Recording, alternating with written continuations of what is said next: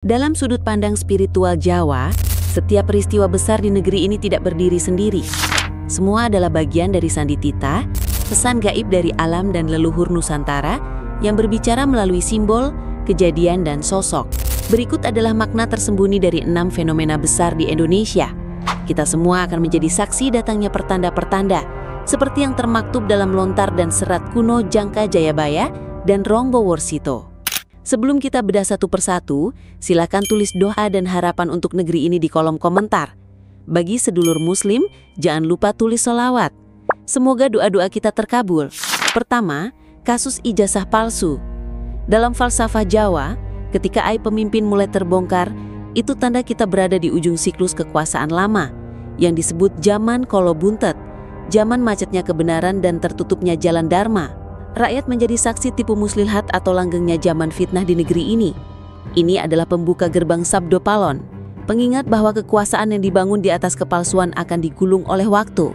Ijazah yang dipersoalkan bukan hanya soal kertas, melainkan simbol legitimasi yang kehilangan ruh. Dalam ajaran Jawa, sopo kang nandur, bakal gunduh. Siapa yang menanam, dia yang memetik. Bila menanam dengan tipu daya, maka hasilnya panen ganjaran. Dan siapa yang direndahkan atau difitnah, semesta akan menaikkan derajatnya. Kita rakyat Indonesia menjadi saksi peristiwa ini. Kedua, uji coba vaksin PBC oleh Bill Gates di Indonesia. Spiritual Jawa memandang tubuh manusia sebagai jagat alit, mikrokosmos. Ketika rakyat dijadikan objek eksperimen, itu berarti nilai kemanusiaan telah dikalahkan oleh kepentingan global. Ini tanda bahwa kaulo wis hilang martabate. Rakyat kehilangan martabat karena masih tunduk pada penjajahan asing. Ini juga reinkarnasi karma penjajahan biologis dari zaman kolonial, di mana rakyat menjadi objek tanpa hak bicara. Dalam ilmu Titen Jawa, ini menandakan ketidakseimbangan antara jagat lahir dan jagat batin. Terlalu mengejar teknologi, namun lupa akar budaya dan kemanusiaan. Ini peringatan bagi kita semua.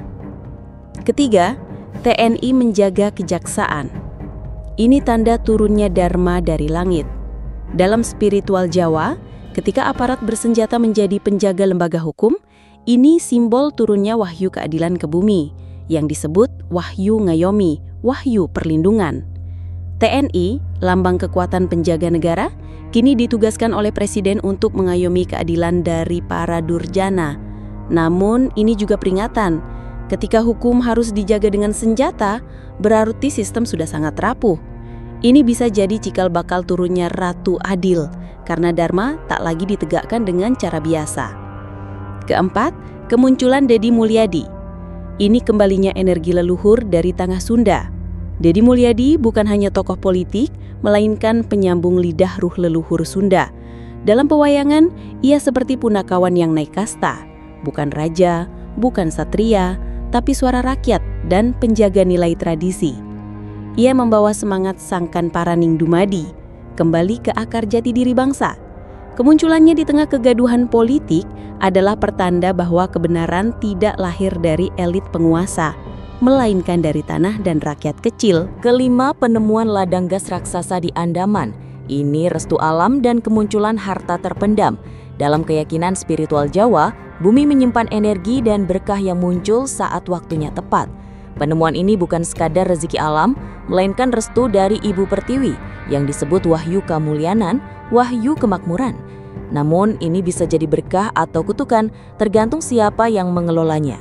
Jika dikuasai asing atau oligarki, berkah ini akan menjadi kutukan geopolitik dan pemicu konflik. Namun, jika dijaga dan dikelola oleh rakyat, ini akan jadi poros kebangkitan Nusantara dari timur, seperti ramalan Prabu Jayabaya. Keenam, tuntutan Purnawirawan mencopot Gibran. Ini fenomena besar yang disebut Sangkolo Mongso, pertanda kekuasaan berlawanan dengan takdir. Gibran sebagai simbol kekuasaan yang dipercepat, dianggap belum matang secara laku batin. Resistensi dari para Purnawirawan, yang dianggap sebagai wong tuani negeri, penjaga gerbang negara, menunjukkan tabrakan antara kepentingan politik dan restu langit. Dalam spiritual Jawa, jika seorang pemimpin tak mendapat restu leluhur, ia akan mengalami pulung rontok, jatuhnya keberuntungan. Kita menjadi saksi apakah Gibran mendapat pulung dari leluhur atau tidak. Saat ini Indonesia berada di ambang peralihan besar menuju 2026.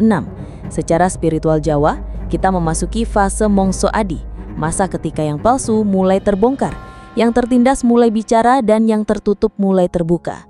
6 fenomena ini saling berkait, membentuk sandi gaib bahwa bangsa ini sedang menjalani fase pembersihan besar.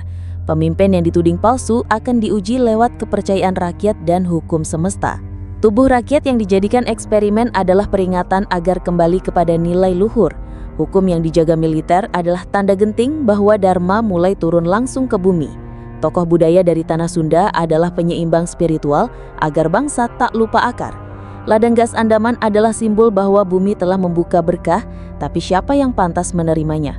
Purnawirawan yang menolak legitimasi palsu adalah sinyal bahwa kekuasaan yang dipaksakan tak akan berumur panjang, atau memang pilihan semesta menuju perubahan.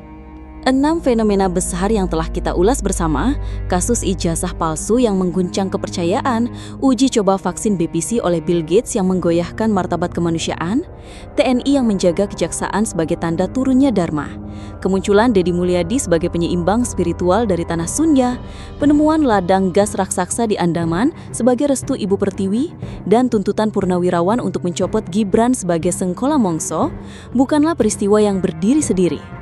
Dalam pandangan spiritual Jawa, semua ini adalah sandi titah, pesan gaib dari alam dan leluhur Nusantara yang tersampaikan melalui simbol, kejadian, dan sosok. Fenomena-fenomena ini saling berkait, membentuk sebuah mozaik gaib yang menunjukkan bahwa Indonesia sedang memasuki fase Mongso Adi, masa pembersihan besar menuju peralihan zaman yang telah lama diramalkan dalam lontar dan serat kuno seperti Jangka Jayabaya dan Ronggo Warsito.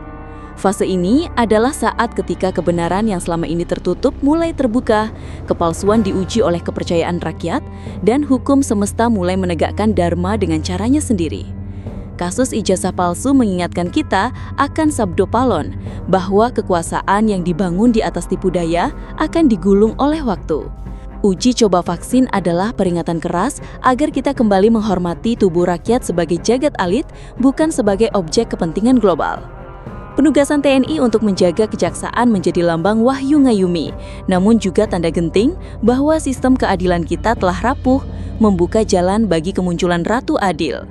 Sementara itu, Deddy Mulyadi sebagai representasi energi leluhur Sunda mengajak kita untuk kembali ke Sangkan Paraning Dumadi, akar jati diri bangsa yang lahir dari tanah dan rakyat kecil, bukan dari elit penguasa. Penemuan ladang gas di Andaman adalah anugerah sekaligus ujian. Dalam keyakinan Jawa, ini adalah wahyu kemulianan, restu kemakmuran dari Ibu Pertiwi. Namun berkah ini bisa berubah menjadi kutukan jika dikuasai oleh kepentingan asing atau oligarki, memicu konflik geopolitik. Sebaliknya, jika dikelola dengan keadilan dan untuk kesejahteraan rakyat, ladang gas ini dapat menjadi poros kebangkitan Nusantara dari timur, sebagaimana diramalkan oleh Prabu Joyoboyo. Tuntutan Purnawirawan terhadap Gibran sebagai simbol kekuasaan yang belum matang secara laku batin menegaskan bahwa tanpa restu leluhur, pulung seorang pemimpin akan rontok. Para Purnawirawan sebagai wong tuane negeri menjadi penjaga gerbang spiritual yang menolak legitimasi palsu, mengingatkan kita bahwa kekuasaan sejati harus selaras dengan Dharma dan takdir semesta. Kini, di ambang tahun 2026, Indonesia berdiri di persimpangan besar. Fase Mongso Adi adalah waktu ketika yang tertindas mulai bersuara, yang tersembunyi mulai terungkap, dan yang tidak selaras dengan kebenaran mulai runtuh. Ini adalah panggilan bagi kita semua, rakyat Indonesia dari berbagai suku, budaya, dan kepercayaan, untuk kembali ke nilai-nilai luhur, menjaga martabat kemanusiaan, dan merawat akar budaya Nusantara yang telah diwariskan leluhur. Kita diajak untuk tidak hanya menjadi saksi, tetapi juga pelaku dalam peralihan zaman ini dengan hati yang jernih, laku batin yang selaras, dan tindakan yang mencerminkan keadilan serta kebijaksanaan. Marilah kita bersama-sama memanjatkan doa agar negeri ini dilindungi, diberi petunjuk, dan diberkahi kemakmuran sejati. Semoga Indonesia bangkit sebagai Nusantara yang harmoni, adil, dan kuat, di mana kebenaran tidak lagi terbungkam dan setiap anak bangsa dapat hidup dengan martabat di bawah naungan Dharma. Suradirjo Yeningrat, lebur dening pangastuti. Mari kita songsong masa depan dengan keyakinan bahwa segala yang luhur akan menang dan segala yang palsu akan tersingkir oleh kehendak semesta. Wassalamualaikum warahmatullahi wabarakatuh.